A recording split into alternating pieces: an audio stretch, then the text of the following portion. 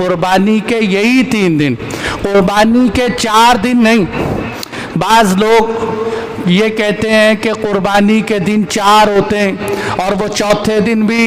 جو ہے بازار کے اندر یا سرعام قربانی کر کے لوگوں کو بتلاتے ہیں کہ دیکھو بھئی قربانی کے 4 دن ہوتے ہیں۔ تو بھائیو بات یہ ہے کہ ان کے پاس دلیل کیا ہے؟ وہ کہتے ہیں کہ ایک حدیث آتی ہے جو مسند احمد کے اندر ہے کہ ایام التشریق کلھا ذبح، کہ جتنے بھی ایام تشریق ہیں یہ سارے کے سارے ذبح کرنے کے دن۔ ایام تشریق کسے کہتے ہیں؟ تشریق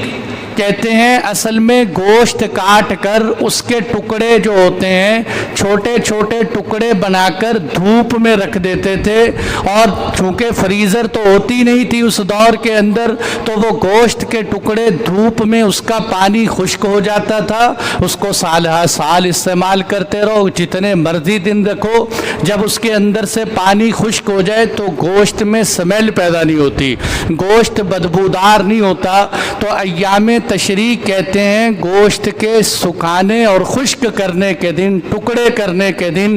تو اسی لیے حدیث میں کیا ہے کہ ایام تشریق سارے کے سارے ذبح کے دن، اور 10 ذی الحجہ تو ہے ہی، 10 11 12 13 یہ 4 دن، 10 11 12 13 دن، یہ جو 4 دن ہیں ان 4 دنوں کو ایام تشریق کہتے ہیں۔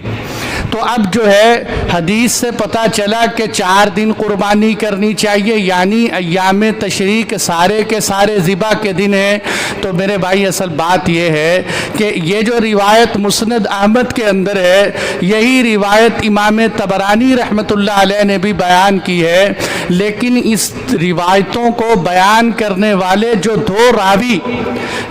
راوی ہیں ان دونوں راوی جو تابعی ہیں ان کی صحابی سے ملاقات ثابت نہیں، اور صحابی کون ہیں؟ جبیر بن مطعم ہیں، کہ جو یہ روایت کرتے ہیں کہ ایام تشریق ذبح کے دن ہیں، اس لیے یہ روایت مرسل ہے، مضبوط نہیں ہے۔ اور اس کے مقابلے میں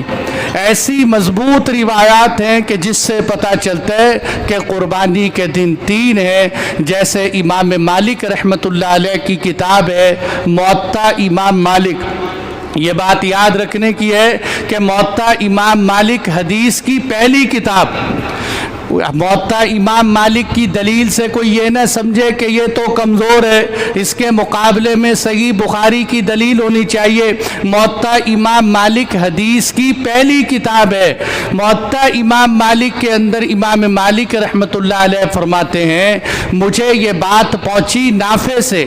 اور حضرت نافع فرماتے ہیں مجھے عبداللہ بن عمر سے یہ بات پہنچی، اور وہ کیا ہے کہ قربانی کے دن نحر کے بعد 2 دن ہوتے ہیں، یعنی ایک تو 10 ذی الحجہ کا دن اور ایک 2 دن اس کے بعد، تو گویا کہ آپ نے بتایا کہ 3 دن قربانی ہوتی ہے۔ اور آگے امام مالک رحمۃ اللہ علیہ فرماتے ہیں مجھے یہی بات حضرت علی رضی اللہ عنہ کے بارے میں پتہ چلی ہے کہ حضرت علی کا فتویٰ بھی یہی تھا کہ قربانی کے دن 3 ہوتے ہیں، لیکن آپ نے سند بیان نہیں کی۔ البتہ امام طحاوی رحمۃ اللہ علیہ نے جو ہے احکام القرآن کے اندر 321 میں آپ کی وفات ہے، آپ نے اس حدیث کی سند بیان کی ہے، اور جس سے پتہ چلتا ہے کہ حضرت علی رضی اللہ عنہ بھی فرماتے ہیں قربانی کے 3 دن ہوتے ہیں، حضرت ابن عباس رضی اللہ عنہما فرماتے ہیں قربانی کے 3 دن ہوتے ہیں۔ تو اس لیے میرے دوستو صحابہ کا فتویٰ،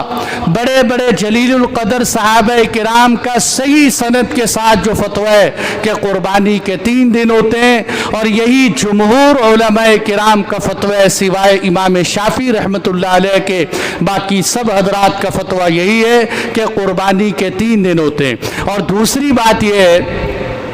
کہ ہمارے جو ہے ایک مخصوص طبقے کے اندر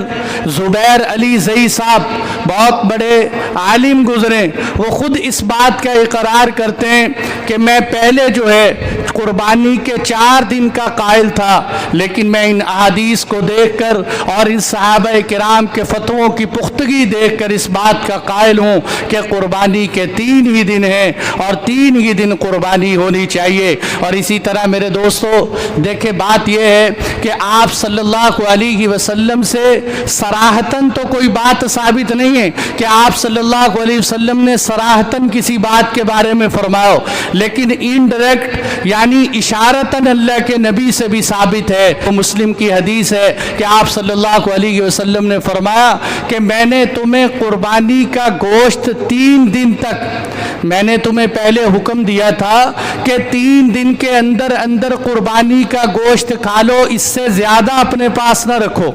3 دن سے زیادہ اپنے پاس نہ رکھو، اور اب میں تمہیں اجازت دیتا ہوں کہ تم 3 دن سے زیادہ بھی قربانی کا گوشت رکھ سکتے ہو۔ تو بھائیو بات یہ ہے کہ اگر قربانی کے ایام 3 نہ ہوتے 4 ہوتے تو اللہ کے نبی 4 دن تک گوشت رکھنے کی اجازت دیتے اور اس سے زیادہ منع فرماتے۔ جب دن ہی 3 ہیں تو اللہ کے نبی صلی اللہ علیہ وسلم نے بھی فرمایا کہ میں نے تمہیں 3 دن تک گوشت